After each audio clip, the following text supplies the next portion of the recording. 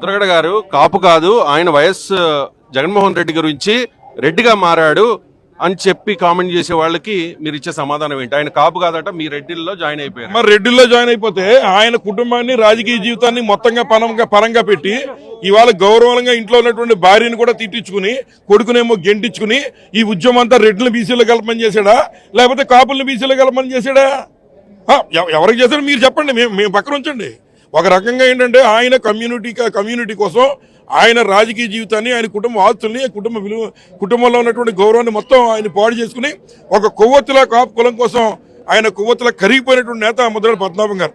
అలాగని మిగిలిన వర్ణాలకు కూడా అదే రకంగా కొన్ని సందర్భాల్లో రాజకీయంగా నిలబడాల్సిన పరిస్థితి వచ్చినప్పుడు మరి ఒకేసారి అక్కడ తోట త్రిమూర్తులు గారు అలాగే పిల్లి సుభాష్ చంద్రబోస్ గారు పోటీ చేస్తుంటే ఇచ్చిన మాట కట్టుబడి ఆ రోజు తోట త్రిమూర్తులు గారికి చేయకుండా పిల్లి సుభాష్ చంద్రబోస్ గారికి చేశారు. అంటే అప్పుడు సెట్టివేల్ అయిపోయాడా ముద్రగడ పద్మనాభం గారు? బీసీలకు ఎక్కడ అన్యాయం జరగకుండా చేయాలని చెప్పి వెళ్ళి కుడుపుడి చిట్టబ్బాయి గారి ఇంటికి వెళ్ళి ఆయనకి చెప్పి ఆ ఉద్యమం చేశాడు ఆయన. అంటే ఆయన సెట్టివేల్ జిల్లా నాయకుడు అయిపోయాడని అడుగుతున్నాం. అంచేత అలాగే అంబేద్కర్ గారి యొక్క విగ్రహాన్ని, అంబేద్కర్ గారు అంటే అన్ని కులాలని కలిపి చూసే వ్యక్తి అనే విధంగా మరి ఆయన గురించి కూడా ఆయన కష్టపడినటువంటి నేత. అంచేత ముద్రగడ పద్మనాభం గారు లాంటి వ్యక్తి మీద ఎవరైనా ఉమ్ము వేయాలని చూస్తే అది వారు ముఖం మీద పడుద్ది. మొట్టమొదటి ఉమ్ము నారా చంద్రబాబు నాయుడు గారి మీద పడుద్ది. మీరు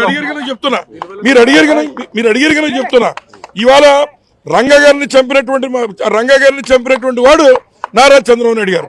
అప్పుడు ఒకసారి కాపుల్ని మోసం చేసి మరి ఉన్నటువంటి రాజా గారిని మళ్ళీ ఆయన దగ్గరికి లాక్కున్నాడు. పోనీ రాజా గారిని రెండోసారి చేసేటంటే రాజా గారికి రెండోసారి కూడా ఏమీ చేయలేదు. మొన్న ఆయన్నేమో నమ్మించి పక్కన కూర్చోబెట్టుకుని తండ్రిని చంపేసి కొడుకుని పక్కన కూర్చోబెట్టుకుని మన రాజ్యసభ అవకాశం వస్తే ఆయనకి బ్యాగులు మూసే వరకు రాజ్యసభ టికెట్లు ఇచ్చి ఇవాళ ఆ కుటుంబానికి అన్యాయం చేశాడు. ఏమైనా నారా చంద్రబాబు నాయుడు గారిని అడుగుతున్నాం. ఇవాళ ఎవరినైతే చంపాడో మళ్ళీ కుటుంబీకులను దగ్గర తీసుకురావడం, లేదా కుటుంబంలో ఉన్నటువంటి వారిని కుటుంబాలను విడదీసి ఇవాళ ముద్రగడ పద్మనాభం గారు చనిపోలా ఆమె కూతుర్ని విడదీసి నారా చంద్రబాబు నాయుడు గారు వెనకాల ఉండే అలాంటి మాటలు మాట్లాడించి నైతికంగా మానసికంగా ముద్రగడ పద్మనాభం గారు హత్య చేయబడ్డారు. ఆ హత్య ముద్రగడ పద్మనాభం గారిని చేయించింది నారా చంద్రబాబు నాయుడు గారు. అప్పుడు రంగా గారిని, ఇప్పుడు ముద్రగడ పద్మనాభం గారిని. కాబట్టి ఇప్పటికన్నా నీకు వయసు వచ్చింది, ఇప్పటికన్నా బుద్ధి తెచ్చుకో. ఇలాగ సంస్మరణ సభలకు వెళ్ళొద్దు, నాకు 150 మంది ఎమ్మెల్యేలను గౌరవంగా గొప్పగా చెప్తున్నావు కదా, ఎట్లాంటి మహనీయుడి దగ్గరికి వెళ్ళొద్దని ఎలా చెప్తాను అడుగుతున్నాను. ఆయన సంస్మరణ సభలకు వెళ్ళొద్దని మరి నారా చంద్రబాబు నాయుడు గారు ఏ ముఖమెట్టి చెప్తాడో అడుగుతున్నాను. ఆయన ఓట్లతో ఆయన నమ్మించి మా కాపుల ఓట్లతో నమ్మించి గెద్దనెక్కి ఇవాళ కుటుంబానికి వెన్నుపోటు పడేయడం నీకు సిగ్గులేదని అడుగుతున్నాను చంద్రబాబు నాయుడు గారు.